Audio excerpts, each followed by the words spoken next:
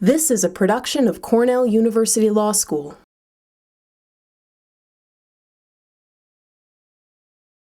I want to thank the LASA students for all the efforts you've made to get me here.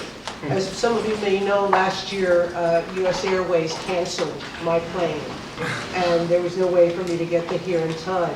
So I'm glad I was able to reschedule. Come and sit on the floor. I said earlier I don't bite, so come. I asked for the room to be shaped this way so I could sit down and have a conversation with you. My intent is to speak for about 20 minutes, and then I want to open the floor to your questions, because what I'm really interested in knowing is what you're interested in.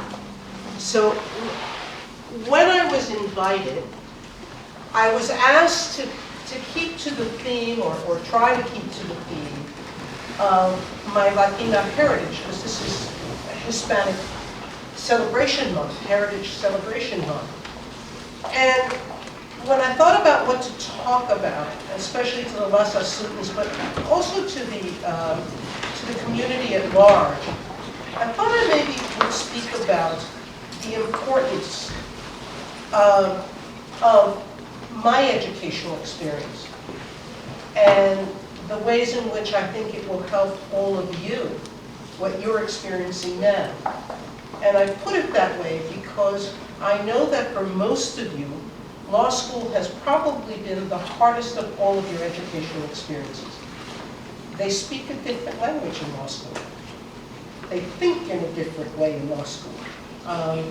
And so it's a sort of process that challenges you to grow in a way that you probably don't expect. And so what I'm hoping is in my discussion with you today, that I'll touch chords of similarity with some of your experiences and give you some optimism about your future and the good that your legal education is having on you, not just in turning you into a lawyer, but in other ways as well. Now, my identity as a Latina was born and very closely nurtured by my family through our shared traditions and experiences. For me, it grew up around the food we ate, arroz y gandules, y pernil, rice and beans and pork. It was the salsa music and dance we shared. There was a party every weekend in my house. Not mine, but my grandmother's house. And the many games of dominoes and loteria, bingo with gandules, with chickpeas, that we used to mark the numbers, as my grandmother called it, out in a room full of cousins. And the Spanish we spoke. I learned Spanish before I learned English at home. All of those things start impregnating you with a sort of personal identity, a cultural identity. I believe, however, that for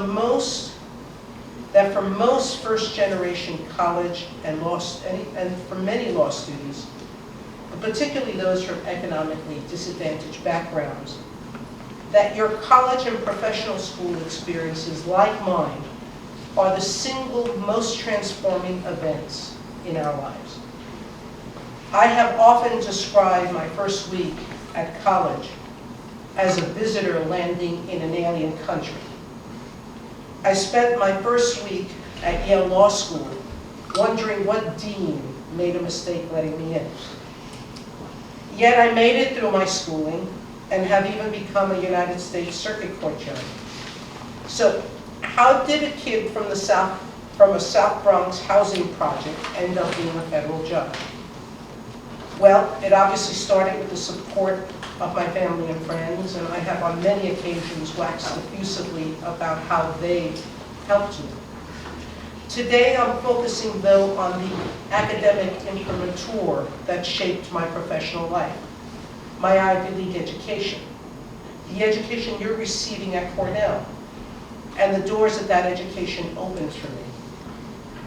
I grew up, as I explained, in a very close-knit family in neighborhoods populated almost predominantly by Latinos.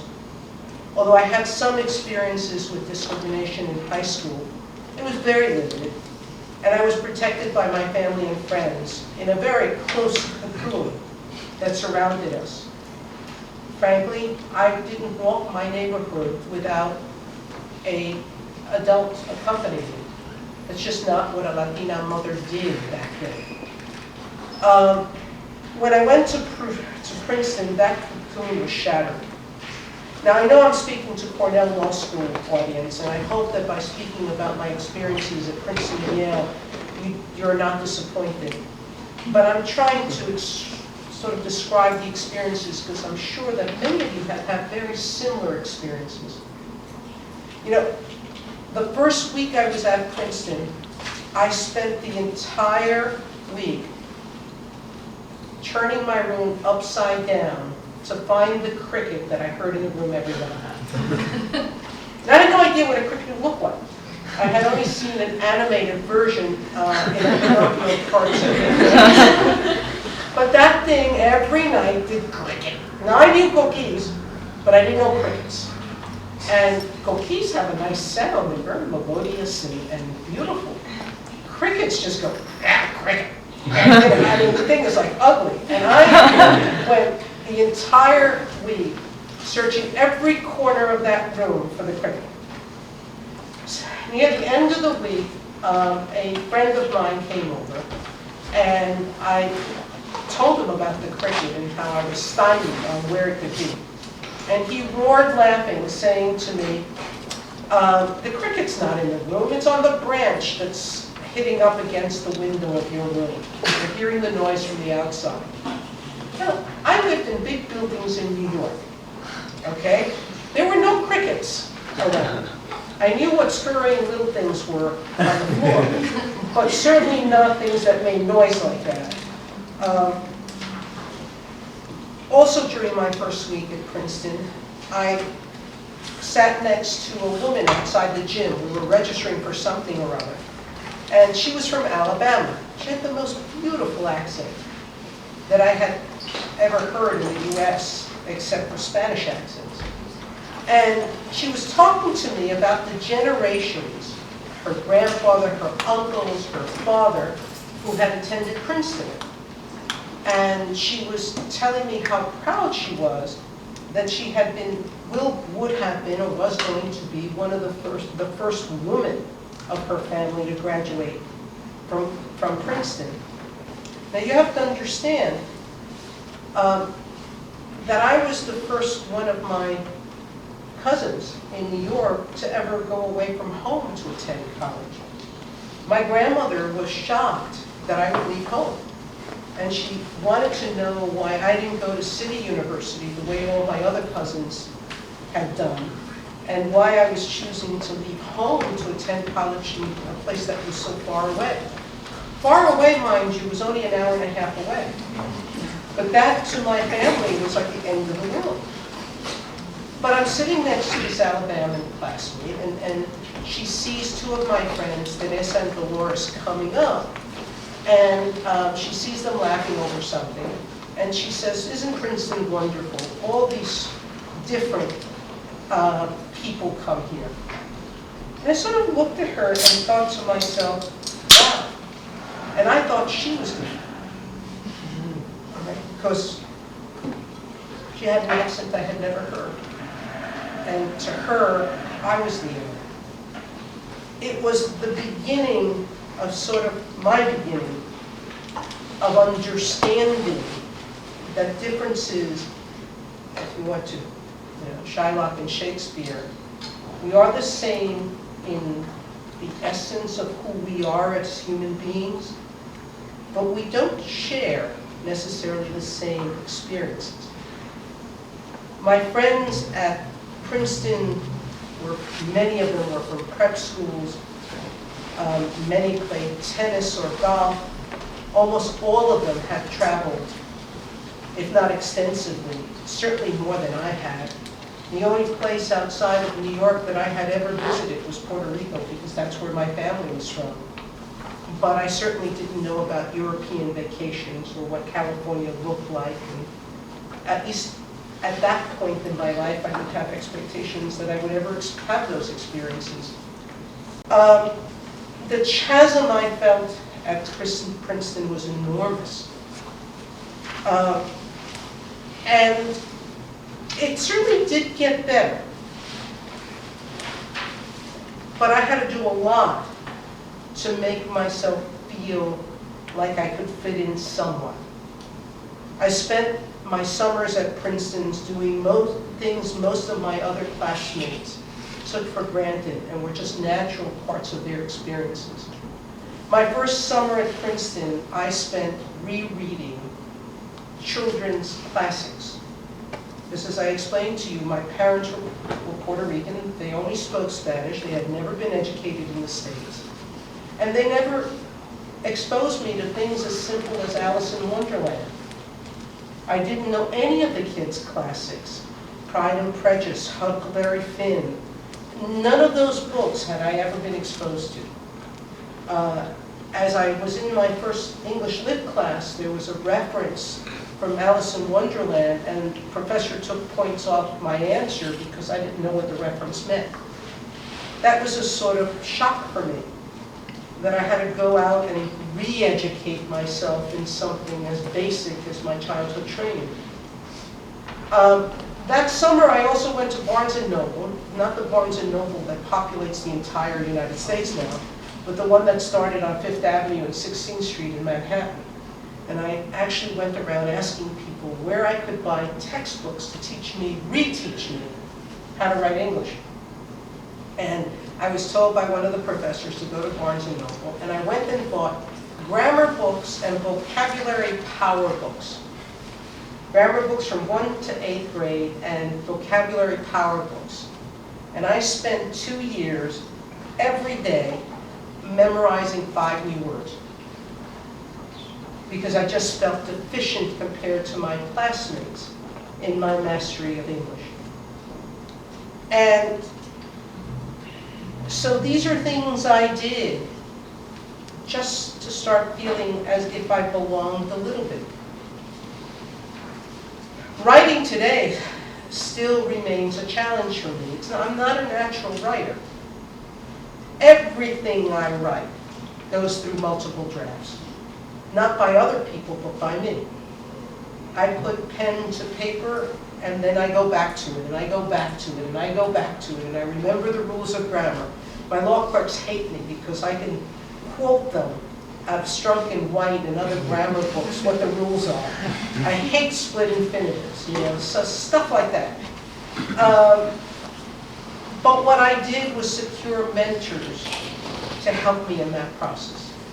At Princeton, I found a Latin American professor and went up to him and said, I don't know how to write, help me. And he spent the next 4 years being my tutor. Every paper I did, he would correct it and teach me something new about what I was doing wrong. First thing he did was teach me how to organize a paper, because I didn't really know how to do that. The second is he would take one grammatical mistake I was making, and each paper I gave him, he would show me in that paper where I made that mistake completely. So the prime example, the very first paper he gave me, I had written authority of dictatorship, which to any American would be dictatorial authority, because we have adjectives in English. In Spanish, there are no adjectives. So everything is of something when you're describing an adjective. So instead of saying cotton shirt, you say camisa de algodón, which is shirt of cotton. Now that sounds small, but if you're reading a paper and a person's not using adjectives but introducing the preposition of, that makes the reading both awkward and burdensome. So that very first example was a lesson that I needed to be taught, because it's something I didn't know. And I needed to learn it, and I'm eternally grateful for him. My mother was right. I have always spent my life seeking out mentors. In every single experience that I've had, both in college, and it was that professor who helped me improve my writing, and I'll go on as we're talking about each subsequent experience, I've sought out someone to help me, to overcome whatever I've been able to identify at that juncture in my experience as a deficiency. If I give any advice to a law student, it is spend time learning how to write. It is perhaps the single most important attribute of a successful lawyer, the ability to write clearly and succinctly. And it is not an ability that is natural for most people. Most people have to learn it, and you have to practice it. But if you feel a deficiency of any kind in that area, it will hinder your professional growth. And it is the advice that I give to all of you: if you feel it, then make time to do something about it, because it will help you succeed in a way nothing else will.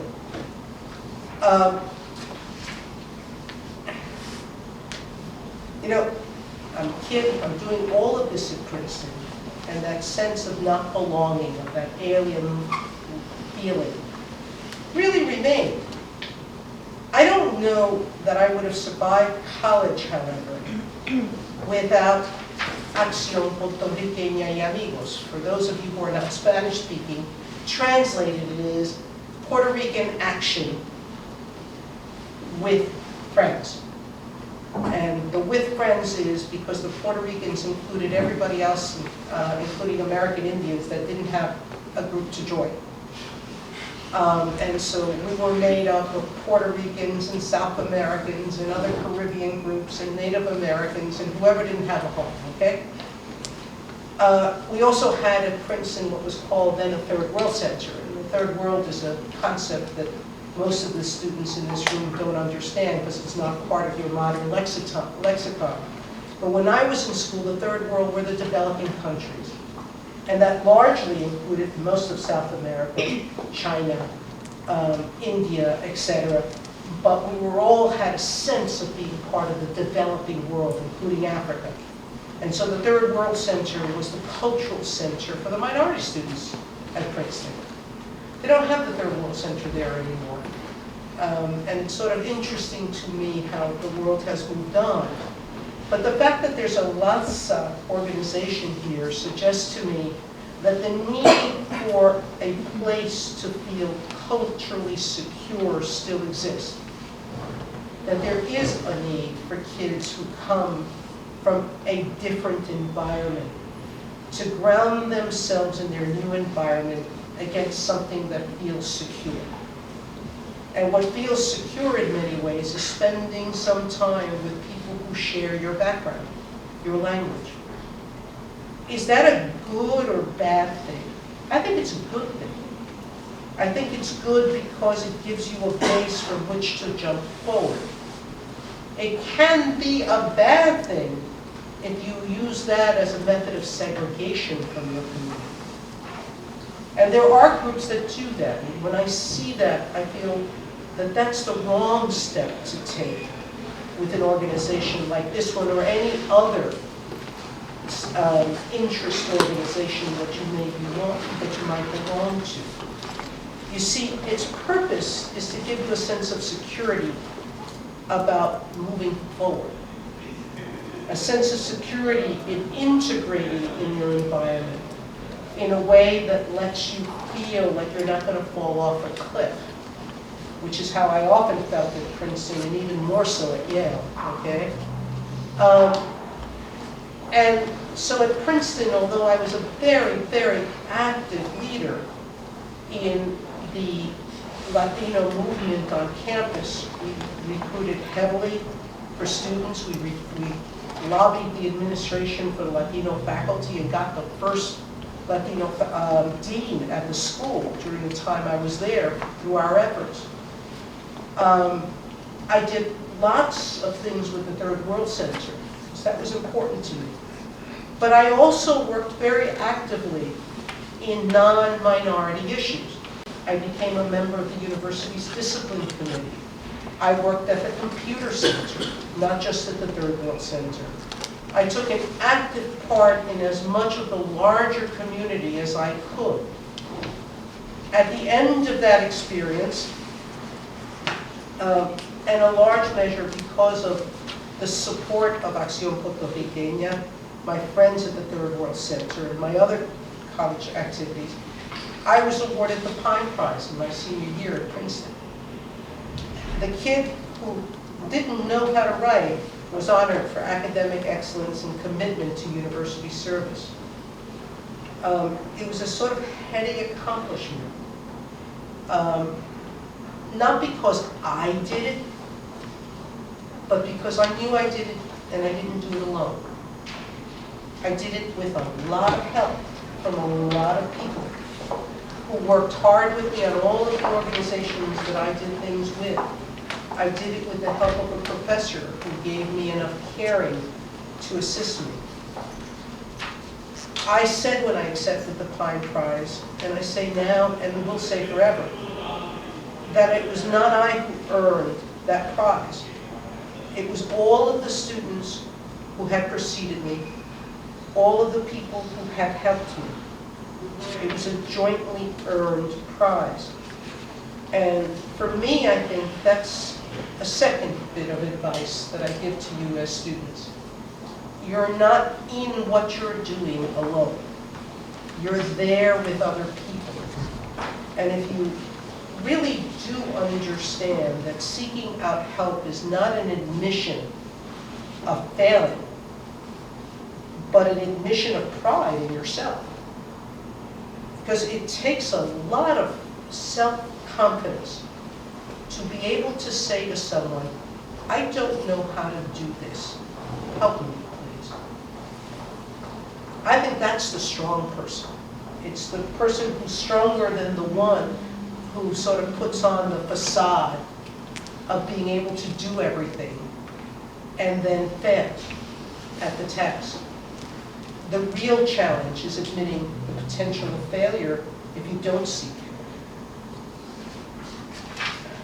Look, my learning didn't stop at Princeton. I went to Yale. I was better prepared for Yale. And, my classmates at Yale had a much similar background to my classmates at Princeton. But nothing could prepare anybody for a place like Yale. And I'm sure that many of you did very, very well at your undergraduate studies, and then you come here and you find out, uh-oh, law school takes people who are even smarter. And it becomes more difficult. As your environment gets smaller, the competition grows. And that competition can get very, very ego-battering. My first semester at Yale, I never raised my hand in class. I was too embarrassed and too intimidated to ask a question. Only in my second year, in a trust and estates class, did I venture to raise my hand, and I had a 15-minute conversation with the professor about the rules against perpetuities. What a crazy topic to have a conversation about. Anyway, he was using an example, and I pointed out to him a fallacy in the steps he was taking in explaining the example. And he stopped there after 15 minutes and said, I think she's right. Well, I walked away glowing that day. I think it may be I only raised my hand after that in a big class only a couple of more times. But that carried me through 3 years. There are it's a life lesson. There are different kinds of smartness. There are different kinds of brilliance. And there are different kinds of accomplishment. We all grow up thinking of life as black and white. You get an 80, you get a 90, you get 100, and those numbers in some magical way reflect your level of smartness or your level of intelligence, your level of brilliance. If you become an honor student, then you've accomplished the height of success at school. The problem with all of those measures are that they're measuring different things. And all of those things can have different meanings in different contexts. when I took my current job, I have to tell you, when Eduardo was talking about the judge that he clerked for, Guido Calabresi was dean of the Yale Law School for many years. He was the creator of the concept of economics in tort law. And the Chicago School of Economics takes credit for it today. But Guido was the very, very first to apply an economic analysis principle to tort law. I join a court like that, that has Guido Calabresi, Ralph Winter, who is a foremost teacher of constitutional law, Jose Cabranes, my colleague, who was my mentor at law school. How did I meet Jose? One of my professors at Princeton dropped Jose a line and said, "There's a kid from here going to Yale, why don't you meet him?" Well, he didn't reach out to me, but a month later, one of my Princeton classmates went to talk to Jose about his senior thesis, which was on Puerto Rican citizenship. And Jose was in the midst of writing a book on that topic. So I went to lunch, and Charlie and Jose talked for about an hour, and then Jose and I talked for about 3 hours. This is no joke. And at the end of the 3 hours, he looked at me and he said, "Do you want to work for me this summer?" And I said, "Sure." And that started a mentorship that's lifelong. And he was my mentor at Yale, and helped me sort of make decisions. Now, mind you, when I say help me, he's fond of telling people that every bit of advice he gave me, I ignored. He told me, "Go clerk." And I told him I was tired of being an academic and I wasn't going to clerk, and I didn't clerk. It's advice that I now regret I didn't take. He was right, I was wrong about that step. And maybe in our private conversation, if you're interested, I'll tell you why I was wrong. He then told me, "If you're not going to clerk, go to a big Wall Street law firm." And I said to him, "You know something, I don't like that environment. I'm going to go to the Manhattan DA's office." And he said, "You won't be properly trained there." I went to the Manhattan DA's office. So why was his advice good? Because he ensured that I understood what I was doing at each juncture of decision-making that I was in.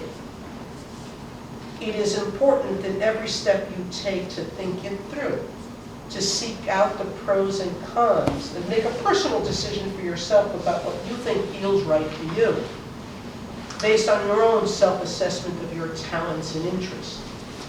But it is important to know what you're giving up when you make your choice. Because occasionally you'll say no to things that might interest you superficially because you understand that it's not the right decision at a particular juncture in your life. And I have turned down very, very interesting jobs because I understood that at the moment they were extended, that it wasn't the right job for me. Thankfully I did, because I seriously believe that if I had said yes to other things I gave up, I would have never ended up being a federal judge. So it is important to understand what your goals are. Now, having told you that smartness, brilliance, and accomplishment get measured in different ways, so will your success. What I have found, however, throughout my life, is that if you exhibit passion, interest, dedication, and exhibit hard work in what you're doing, that you're going to be successful. It's just a given. When you pay attention to accomplishing something, when you work hard at it, when people see the measure of what you're doing, they will work with you to make you successful. Now, does that mean that success is going to be measured along the criteria that others measure? You know, I have friends who tell me, "I'm not making $1 million," and I look at them and say, "So what? You're doing work you like, you have a family you love, Why isn't that this measure of your success? And I think that that's something all of you will have to decide upon when you leave here. What is my personal measure of success? Is it working on Wall Street for a big firm? Is it working in public interest being a federal judge? Or will I be happy if I do something different? If you leave yourselves open to the possibility that success can be measured in many, many, many different ways, and that the most important ultimate choice for you is, I'm going to measure it in my way. I'm going to do something that will teach me, that I'll learn from, and that I'll enjoy doing. That's how you exhibit passion. That's what drives you to stay at something. To do something just to put it on your resume is going to almost inevitably guarantee failure. Because if you don't like what you're doing, it's very, very rare that you can impress people by how good you're doing it. You can occasionally, but it's hard to sustain over the long run.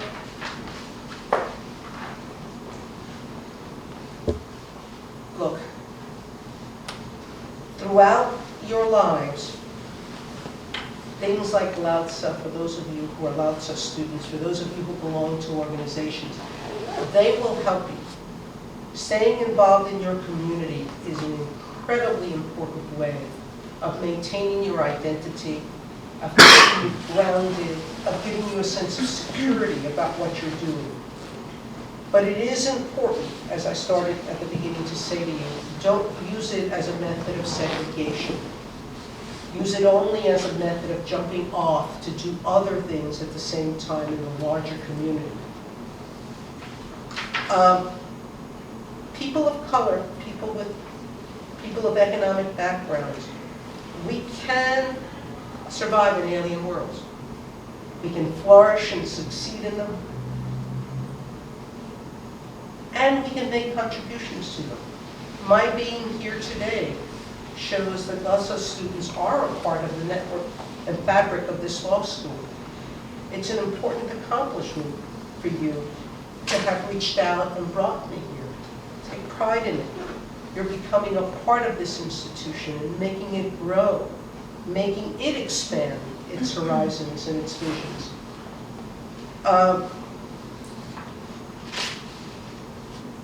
Look, our differences from the larger society don't magically disappear just because you've been educated here. We people of color have problems we struggle with throughout our careers, throughout our lives. Discrimination still exists in the law. It exists in the way that you'll be treated in the workplace. It exists in the way that our communities are treated in the law. Those are realities. We have to continue working hard to change those realities. But I can tell you that your experiences here will help you face those realities and deal with them in a more capable way.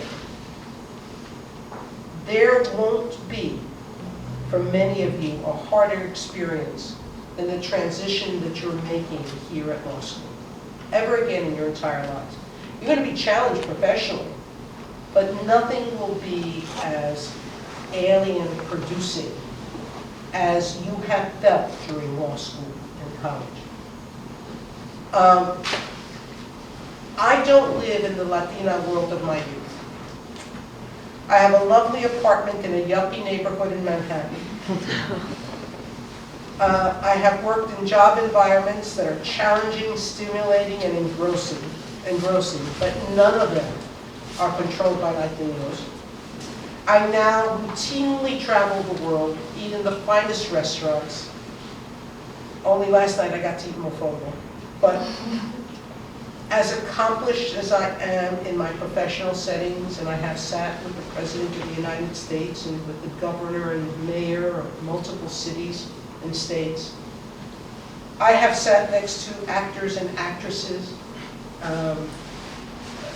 the most incredible moment for me was sitting next to Cheetah Rivera. How many of you know that Cheetah Rivera was in West Side Story? And when I sat next to her, my mom was in the audience and she glowed, okay? But I have also sat next to Aretha Franklin and Bernadette Peters and Harvey Keitel and Robert De Niro in Manhattan, all of them at different functions as a judge. Despite everything I've accomplished, I'm always looking behind my shoulder, wondering if I measure up. And I'm always concerned that I have to keep working hard to succeed. There's a whole slew of books on the pathology of successful people who feel like they're fakes about their success. I think I've gotten past the feeling of being a fake, but it doesn't mean that I feel comfortable, completely comfortable in the world that I'm in. I'm here, neither here or there. I'm not in the world of my youth. I'm not completely in the world that I live in now. But I am who I am, and I accept that I think I'm still making contributions to both worlds. And the only way that I continue feeling that is because I devote a lot of time to public service. I come to speak at LAUSA events. I volunteer at in a supplemental education program for high school students from economically disadvantaged backgrounds. I have them try Goldilocks in my courtroom, and I tell them about the opportunities that law provides. I've sat on councils and sit on councils and committees developed to public service. I did a task force study of the role of minorities and the place of minorities and women in the Second Circuit. I continue engaging in all of those activities because all of them give me a sense of giving. And it's what gives me joy. Because giving is an only way that you can get through the tedium of work. And every work has tedium. There is no job, absolutely no job, that's 100% exciting every day. I bet even the President of the United States, when he's sitting down every morning for 15 or 20 minutes signing his life away on congressional legislation, I think they may have done that with a stamp now. But you know, or if any of you have been watching the debates, it sounds like they're all giving the same speech over and over again. I have to imagine they get bored with themselves sometimes. You know, seriously, there just isn't. Work at a certain point becomes routine. There are repetitive tasks that drain you. The only way that you can keep excited about life is giving to others, because it feeds your sense of well-being. And particularly for people like LAUSA students from economically disadvantaged backgrounds, once you graduate from here, you're part of the elite. You've got a law school education from an Ivy League school. That entitles you and opens the door for you to a tremendous amount of opportunities. But it also puts an obligation on you. And that obligation is to help develop your community so that those who come after you will share in what you were given. And given the needs of our community, the Latino community today is the least educated minority group in the United States, highest female-only head of family. We have the highest high school dropout rate of any ethnic group in the US. And we have one of the lowest per capita income averages. Those are forbidding numbers. They really tell us what the need is. And now your need is to understand that with this education you've received, you have an obligation, but you also have an opportunity for joy. because giving is joyful. Now, it's not as joyful as one of my former law clerks who went off and got a guy off of death row by proving he was innocent. Her joy was unabated. That doesn't happen each day. But even helping a poor person write a will, helping someone in need to settle a dispute with the landlord, taking the time to give advice on anything to people who couldn't otherwise afford a lawyer, helping your communities to grow, giving them advice on how to structure business ventures. There's dozens and dozens of ways of giving. I've mentioned only a few, but all of you, whether you're a minority or not, will find more joy in the profession of law if you engage yourself in your community. Justice Scalia, at an event I attended at Hofstra, said that he believes that the true calling of this profession is that we are citizen lawyers first and foremost. And he explained that he meant that the lawyers who started our country, our founding fathers, many of whom were lawyers, very, very much believed that their first obligation was to be active members of their community. They all were involved in politics, not because of money. They didn't need it. Most of them were rich landowners. But because they felt it was their obligation, as the educated believed, to lead their communities. I don't think we have to take on that sense of elitism to understand the basic concept, however, that as lawyers we are skilled in helping our communities develop, because it is the law that assists in the organization of our society. If you haven't been listening to the news and the economic crisis and understood that from the economic crisis people are talking about regulation, the lack thereof, about controls or the lack thereof, all of these are issues that are going to structure and control the outcome of our economy in the next 5 to 20 years. And they're issues that you need to become involved in because they will control your success, financial and otherwise.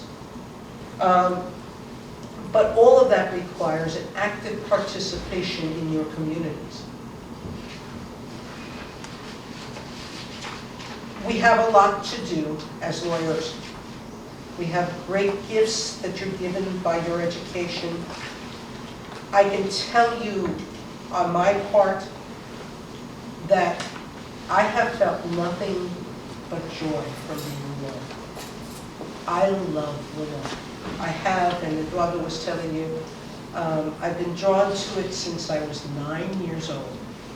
And I never deviated in the choice that I made in profession or in the steps that I dreamt for myself. I have the ability to say to you that I may be the happiest person you'll ever meet. Truly. I love what I do every day. I wake up excited to be a judge. I get turned on by this rules of perpetuities. Do you know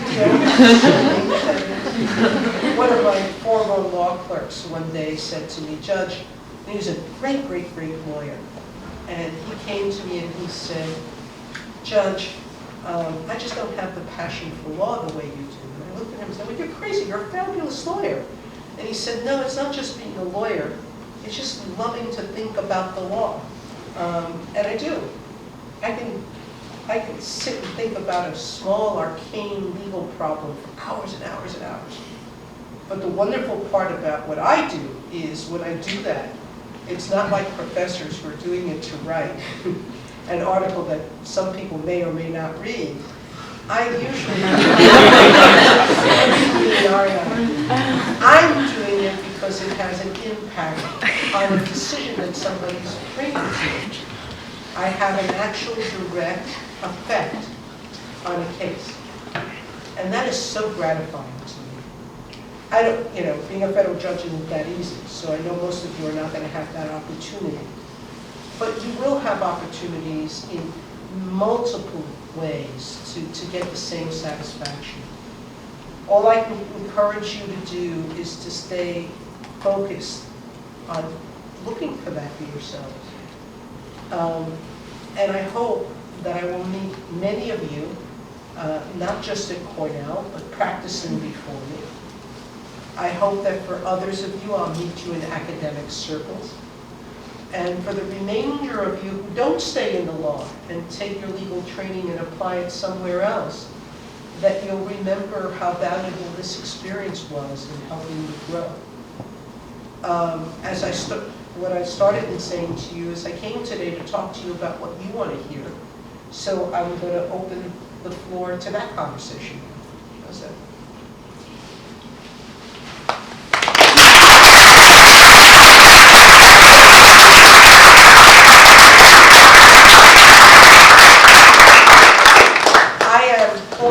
And coughing because I've had a cold for a week and a half. And so I apologize, but I think you heard me back there.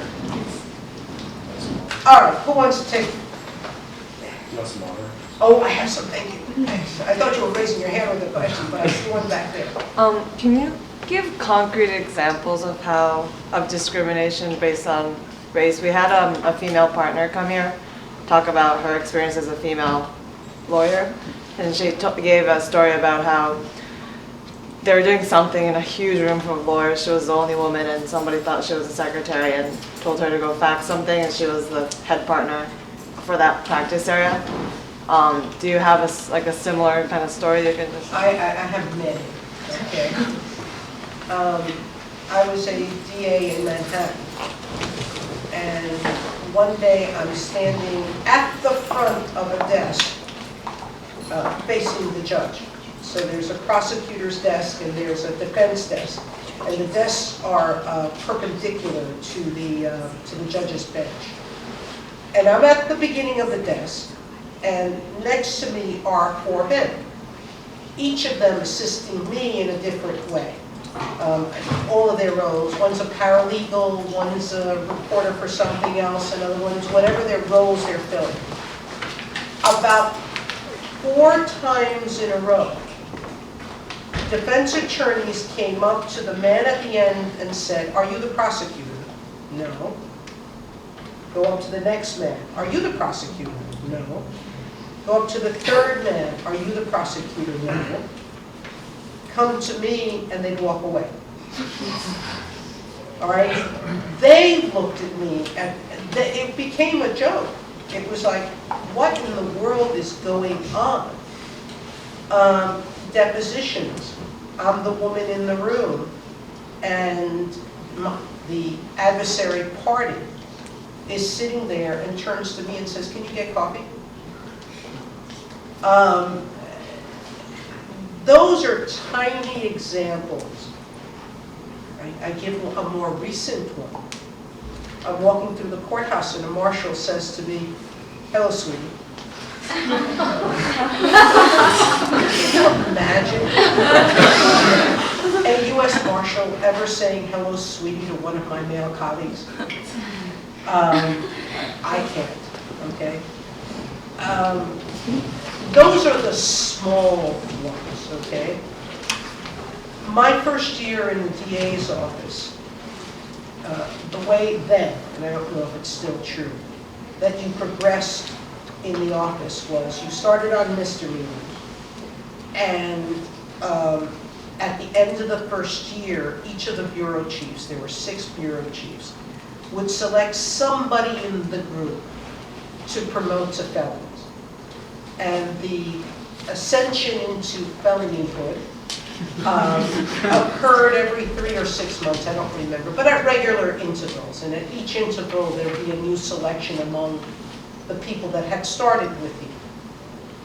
The first 2 rounds of that selection, I was the only woman selected. Now, the class was almost half women and half men. So statistically, you would not have expected that in that kind of selection process, that the number of successful prosecutors would be 1 out of 12 being women, or 11 being men and 1 being a woman. I knew all of these supervisors. Maybe there was one whose judgment I found suspect in the sense of that I could have ascribed direct discrimination to. But the remainder were honorable men. And I say that because I knew them.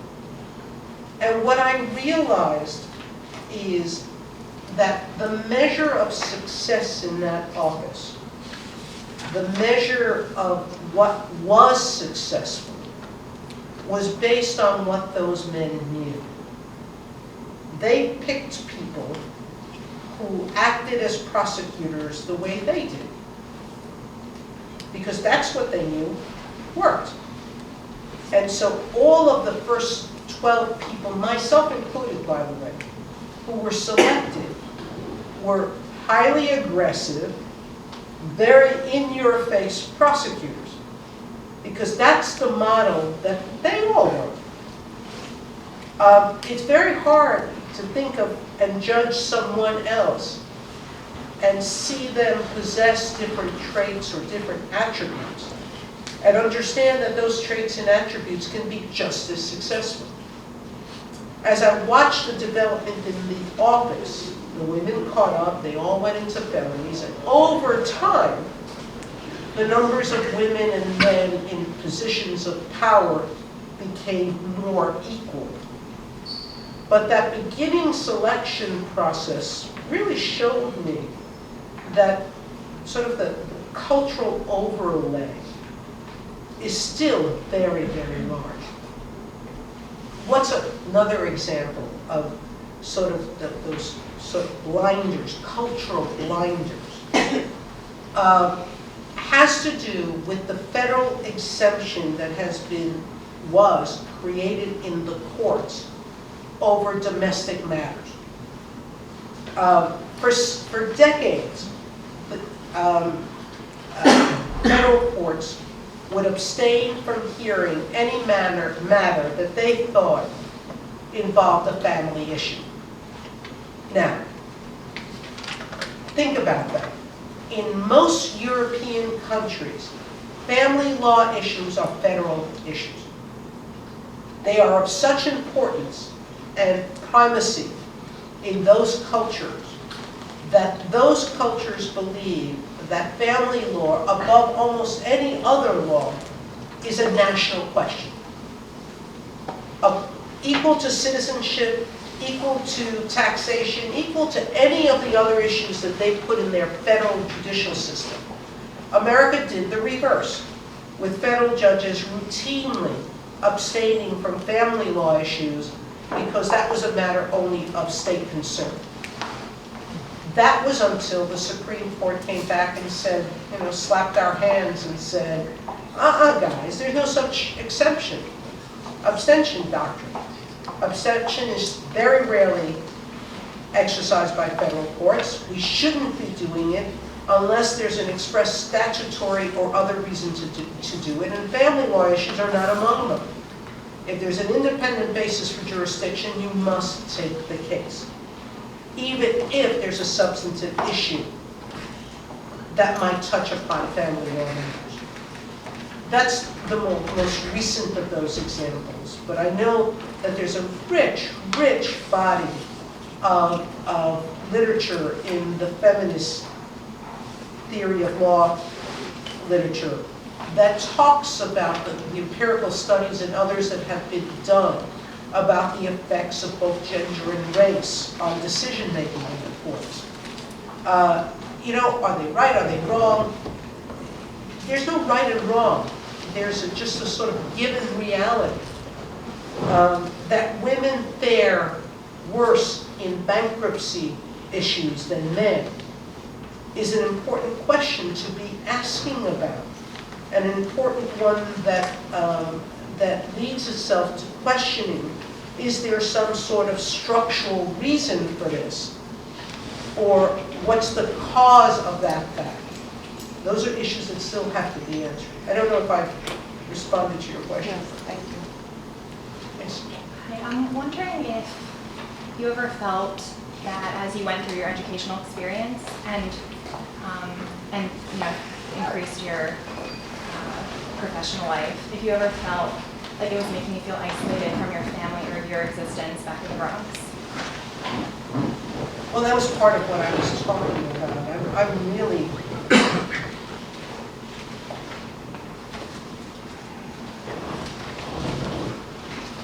I think once you become better educated than the rest of your family, you sort of take on the obligation of being the family counselor. And I don't mean just in terms of law, but you become the arbiter of all the family disputes. You become the solution finder, Now that I've grown older, I'm now in my 50s and I finally grew up. And I say finally grew up, it's a really awkward place to be when you're in your 20s and 30s. When you're struggling to grow up yourself and your family is treating you like the elder, that really gets difficult. And it's very, very tough. I actually have grown up enough now to tell them to do it themselves, but I can do that because now we can say it playfully. And they know I'm in earnest, but it doesn't take offense. When I was in my 20s and 30s, I couldn't do that because I was still a child. And so the tension was constant. Yes, there is no question. It's a fine, fine balance to stay connected and to stay a part of their lives while not becoming consumed by it. It's a strange thing to say, but your families do, especially when they're in need, turn to the person they think is best equipped to assist them. And that can be challenging constantly. I was wondering, do you feel that your identity as a Latino woman and your cultural ties and background have informed the way that you now look at legal issues and articulate your decisions? No. I know that it's been ascribed to Sandra Day O'Connor, but I don't think it's her quote, actually. I think it belongs to a judge from Minnesota, but I could be wrong about that. I haven't gone into historical genealogy to find out, but she said a wise old man and a wise old woman will come to the same decision. I think probably because we're all trained in law, we will. How we come to that decision may differ. So there are certain small things that have affected the way I judge. And I'll give you one primary example, because it wasn't I didn't notice it. It was pointed out to me by a defense attorney who said that I was one of the few judges he knew who ever acknowledged a defendant in the courtroom. That most judges don't ever look at them and certainly never speak to them directly. Now, you can't usually speak to them because you can't ask questions of them. You always have to do that through the attorney. But I know and I think that because of my background, I never treated them like non-entities. When I walked in the morning and said hello to everybody, I would always say, hello, Mr. Soda, the prosecutor, and Mr. Soda, the defense attorney, and I would say hello to the defendant by name. Not as dependent, but as Mr. or Ms. It usually was Mr., but Ms. something. If I was sentencing the defendant, I would talk to them. And I would talk to their families and address whatever concerns their family had raised to me in letters. Is that me? No, but I do think it was a part of what raised me, if you understand what I mean, of understanding what it's like to be excluded and treated as a non-entity, which is what most of my family has felt in every official situation that they've been in. So it was very important for me not to structure my time on the bench that way. Has it influenced the outcome?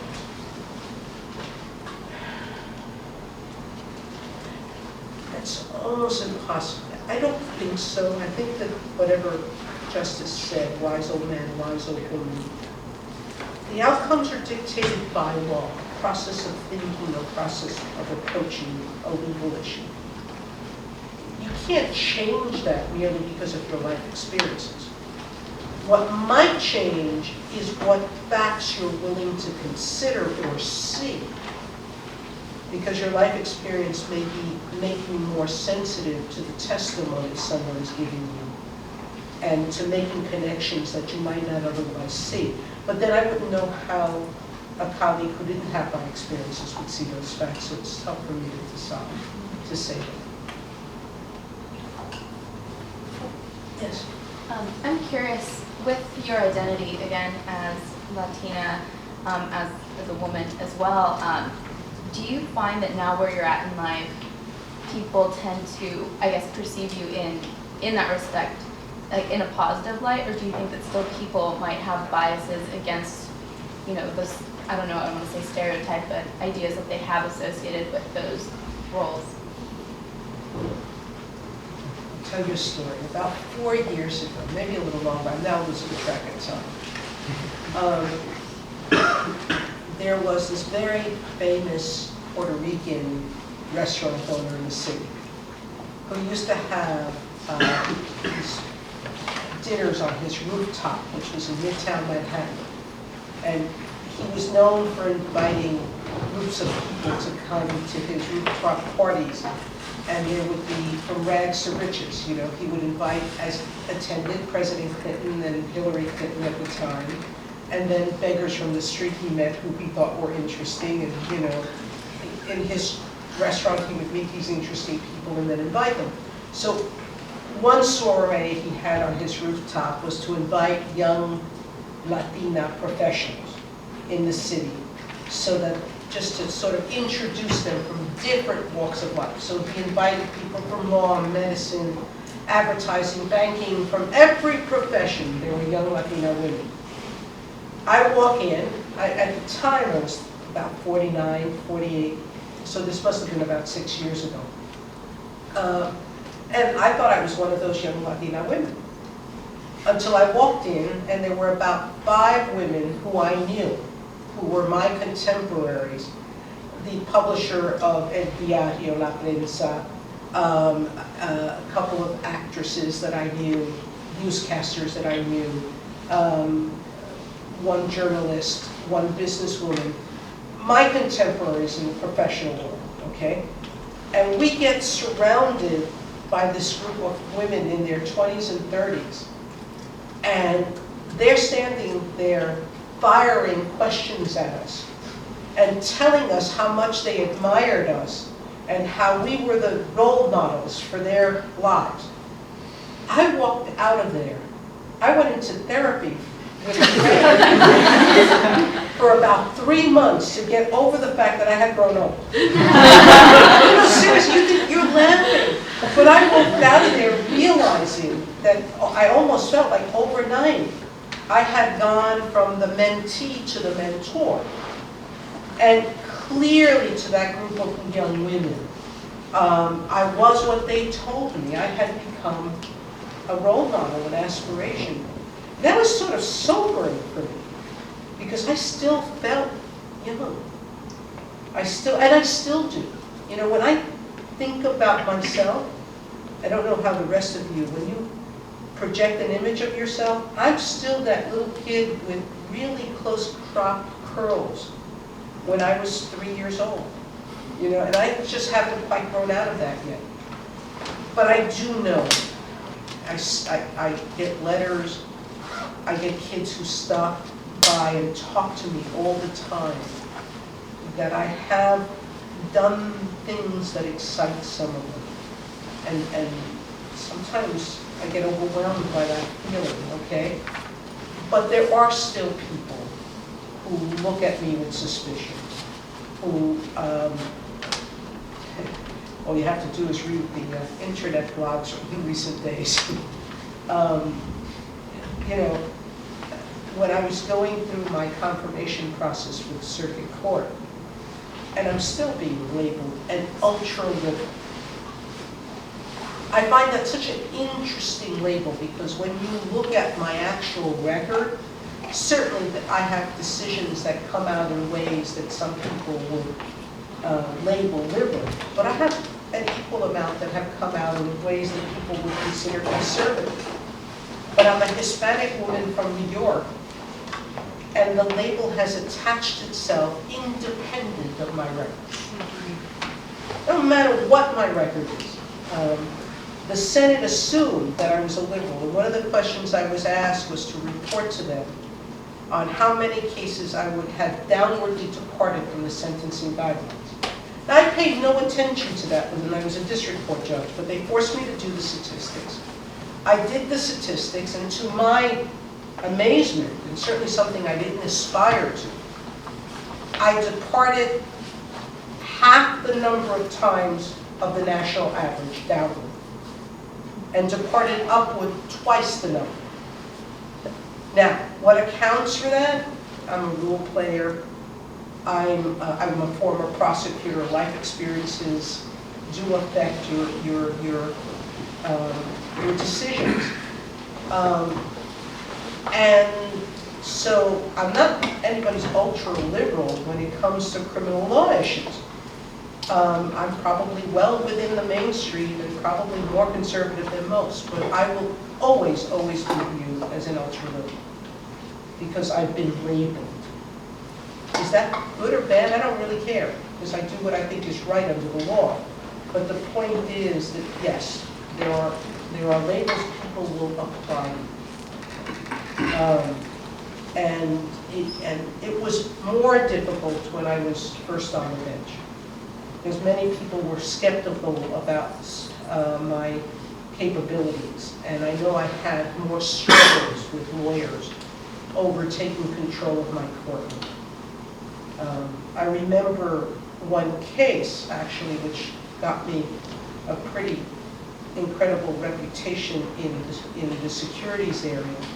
There was a lawyer who is a very famous defense lawyer of class action suits, against class action suits. And he came into the courtroom and he was completely dismissive of me. I'm asking him questions and he's sort of looking that way. He's sort of begrudgingly answering me. And everybody's watching this, and at one point I looked at him and I said, "Mr. So-and-so, I'm the judge in this courtroom. I really appreciate you looking directly at me when you're answering me, number one. Number two, I remind you that I make the decisions in this case, and that the person that you have to persuade that you're right is me. And number three, if you continue acting the way you do, I will lose confidence in you. Because it doesn't really matter what confidence you have in me. Once I lose confidence in you, you're just not going to win anything in life. So how about engaging with me?" Well, once I did that, that got out into the securities field. And for the rest of my time on the district court, I had no problem with those cases. Everybody came in, they gave me what I wanted, they answered my questions, you know. But that was a situation in which I am sure that he just thought, he dismissed my, what also happened is we got into a legal discussion and he realized that I was right on the point and it scared him. And that helps, okay? Because I engaged on something that he realized immediately he had risk at. And that does change people's attitude when you're talking with them about something and they're recognizing that you have a point you're trying to make. So. Going back to, you talked about the formative aspects of your undergraduate years. I'm curious if you could talk a little bit about your experience with the eating clubs at Princeton. I didn't. Well, To the extent of your action, right? There were eating clubs at Princeton at the time. That's right. I didn't have the money to join one. Now today I understand. I'm a trustee at Princeton, so I know the whole scene has changed. There were selective clubs. They were all male clubs then. They were all selective. Today I understand some are not. Some you don't really bicker in its traditional sense. You just get accepted. I think almost all of them now are co-ed, Yeah. which they weren't back then. I just couldn't afford them. And so I never became a part of them. I ended up joining Stevenson's, which was a Commons. Commons was the normal eating facility for undergraduates at Princeton.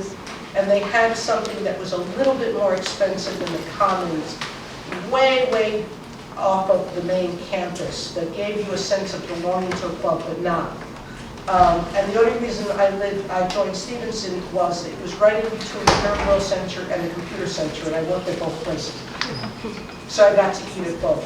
But it was the first time that I actually had a Jewish meal, because Stevenson was kosher and non-kosher, and I went into the kosher section, and I asked for milk at a meat server. And I got educated by, and very gently actually, by the people at the table with me. So, you know, you have learning experiences throughout your life. Eating, I think that Princeton's working right now very actively at changing the sense of selectivity of eating clubs. And I think slowly but surely it's occurring.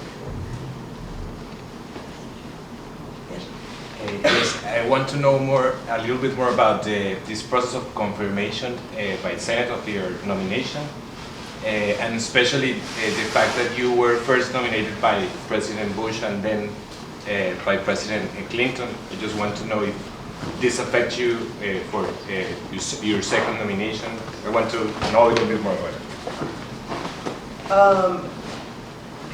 My first nomination process, I was held up longer than my second one, although the second one was more famous. But in the first one, I was held up because I was a political chip that senior President Bush and the Republican Congress used against Senator Moynihan. I was a nominee from Senator Moynihan. And at that time, New York had a very strange relationship between Moynihan and D'Amato. It was the only state where the two senators shared the federal district court nominations. And they shared it 3-1.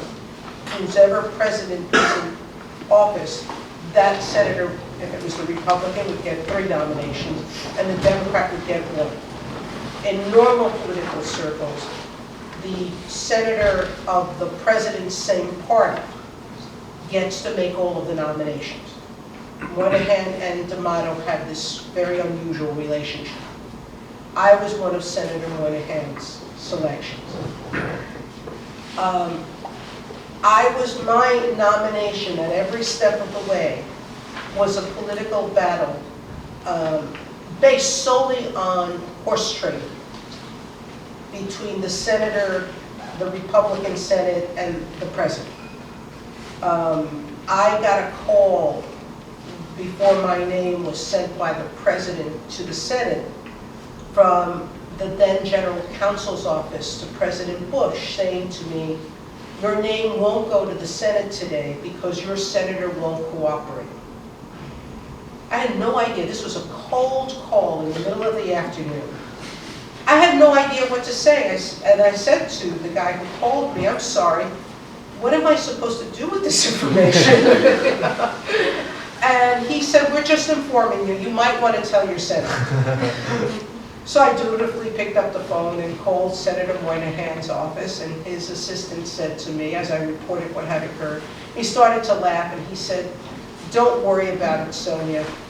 We're just horse trading. We still think we'll get you through, but there's still some deals to be struck." Well, the deal got struck at 5 in the morning, and my name went from the White House to the Senate. But it wasn't personal to me, meaning it wasn't because I was perceived as liberal or conservative. It was just that Moynihan was a powerful, powerful senator, and he could deliver a lot, and he very much wanted me, and the White House knew it. And so they used that to get lots of different things that they wanted in place. It was part of a lot of packages. The second nomination process became much more about me. And it became much more about me because Rush Limbaugh, who's a conservative commentator, radio commentator, had the morning of my nomination said that I was Al Gore's and Bill Clinton's sleep suitor candidate to the Supreme Court. That they were grooming me to put me on the Supreme Court, and I was an ultra liberal. And that shut down my nomination process for about 18 months. And the only thing that unlocked it was that Senator D'Amato was running against Senator Schumer at that time. And I had a huge amount of bipartisan support from the Hispanic community. And 5 of D'Amato's Hispanic supporters told him they would not endorse him until he got me confirmed. And literally, the night before, the New York Times was going to print an article to say that the Hispanic community was withholding their endorsement of D'Amato over me. D'Amato went to Senator Lott and said, "You got to let her go or I'm going to lose New York." Unfortunately, he still lost New York, but it got me a vote. And it was purely that bipartisan support from the Latino community. Both the Democratic and the Republican leadership equally came out to support me, and that was critically important. Look, I know Eduardo said it, the newspapers are saying it, that I'm up for the Supreme Court. I don't live my life up for anything. I live my life for the moment. I love my job. I absolutely adore everything I do. I don't think about tomorrow. I don't aspire to anything tomorrow. To me, just living my life each day, doing as much good as I can in the work I do, is really the only thing I have my eye on. And I would be none the happier that if I stayed right where I was, became, and as I will in a number of few years, became chief judge of my court. It's automatic, by the way. It's not anything I earn, it's just seniority and a bunch of other rules that go into effect on who becomes chief judge.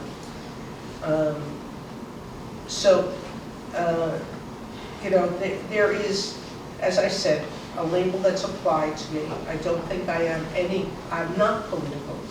I make decisions based on what I think the right answer is on the law. Can you talk a little bit about your decision to go from law school to the DA's office? I mean, do you feel any pressure to go into a firm job, or is this something that you know that you wanted to do? At the time that I was there, there were really only 2 things that Yale pushed me to do. Academics or law firm. And the thinking was that law firm experience was necessary to groom you for other jobs, or you stayed in academic. And in fact, out of my class, there's a significant number of academics, and some of them at some of the finer institutions in the country. And, from my class, there were people at Columbia, Yale, Stanford, Harvard.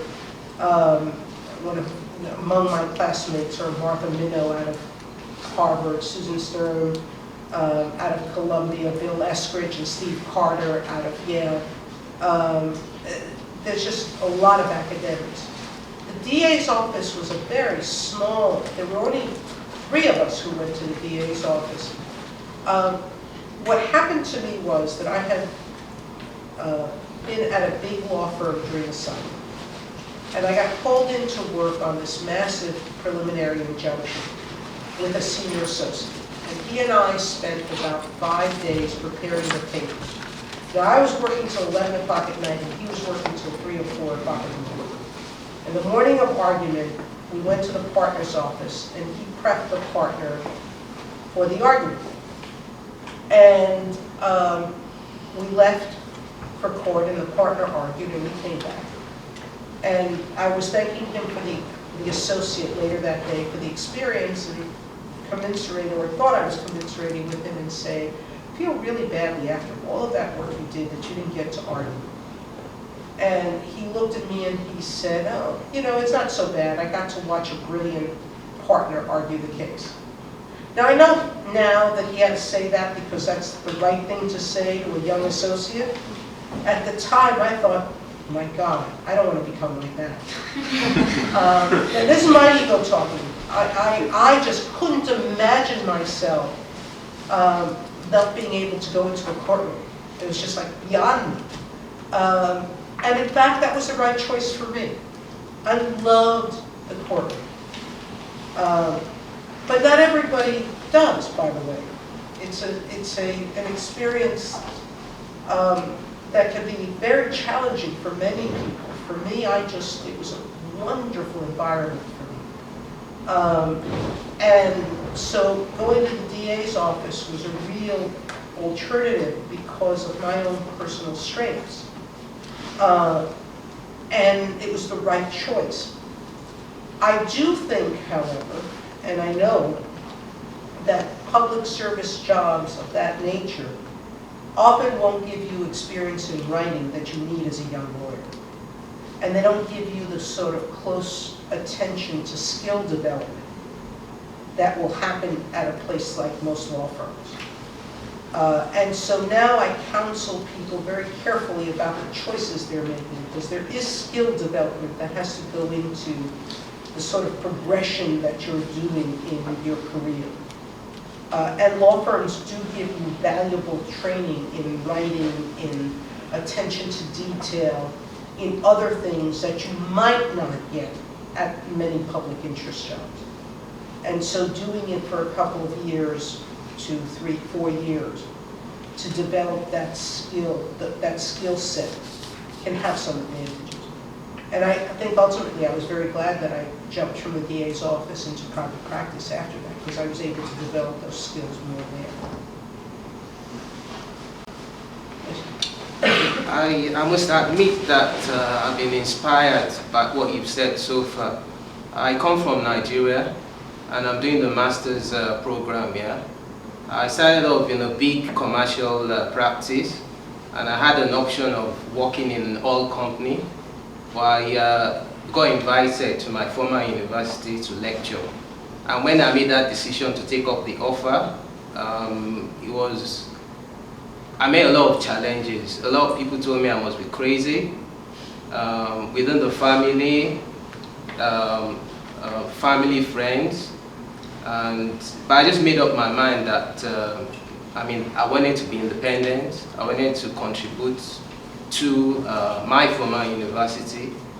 And today, I think with what you've said here, I think I'm on the right track, because the amount, if I going to measure the influence I've made in terms of teaching job, I think I've affected more lives.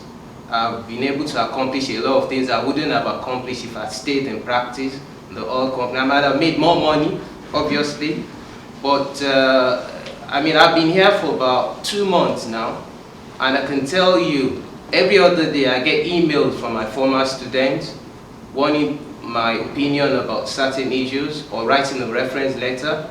And the kind of power, I wouldn't say power, influence you get to have when you're teaching is not something you can quantify. Initially, it was like, oh boy, how am I going to survive? Coming here, I got fellowships, that's why I'm here, otherwise I wouldn't be able to come here. But the background in which you come from, that's Nigeria. Human rights is so important. If you're talking about enhancing quality of life, redressing poverty and all that. From your background as well, I'm wondering what's your advice in terms of making the judicial process more amenable to indigent clients who can afford to pay for lawyers? And from a developing world perspective, how do you tackle, say, corruption or organized crime? From your experience as a DA, and it's interesting that we've got some similar cultural influences. When I was a kid growing up, we used to watch Perry Mason, My sister had volumes of Nancy Drew. And I mean, there are so many similarities. We've had a lot of cultural influences from America in Nigeria, but unfortunately, at the leadership level, it's not really translating into something positive like you have in this kind of environment. And unfortunately, my own parents had a kind of enabling environment to develop themselves, but with military rule, everything just became kind of reversed. So I would like you to kind of advise, what kind of advice would I give those who can make changes back in Nigeria? On the corruption issue, if you give me your email address, your full name and your email address, I was just having a conversation, and it will come to me, not right at this moment, I have to now go back to my library of memory. In the last couple of weeks, I met someone who was putting together a conference on what to do with corruption in developing countries. And I attend so many things and I meet so many interesting people. It's just not coming to me, but it will in the next few days, and I'll send you that information. It's not an issue that I am or have paid enough attention to really feel that I could answer that part of your question. I will say that paying a living wage to judges is probably the first start of ensuring or diminishing corruption. And for many developing countries, as I understand it, what they're paying judges is so small that it almost invites corruption. You have to have an economy and a culture that is willing to pay judges a living wage. They don't have to be multimillionaires, but they have to be able to support a family in the culture, because otherwise the temptation of corruption will be too great. And I don't know that you can escape that as a prerequisite to the start of a conversation in terms of imbuing your culture with a respect for judges and the work they do. And that takes education. That takes a huge amount of education. Public speaking by leaders, community leaders, both religious and otherwise, politicians in all aspects, talking about the importance of independence and fairness in the judicial system. That perhaps is about all I can speak about, and limitedly, because thankfully I'm not in a system where corruption is a major issue. With respect to indigency and access to the legal system, whether it's in a developing country or in a developed country, the only answer to that is the emphasis on pro bono service by lawyers. And it's interesting because Karen and I were walking over, and she's the Dean of Public Services, I understand it, and we were talking about the benefits of making pro bono work a prerequisite of an undergraduate education, of a law school education. Some schools do. It's a requirement for graduation. I'm a strong proponent of that requirement, although she explained the reasons why it might not make a fit here. Whether you have it as a requirement or not, I think that you have to start by ensuring that every law school in your country is devoted to imparting the importance of public service, pro bono service, to its students.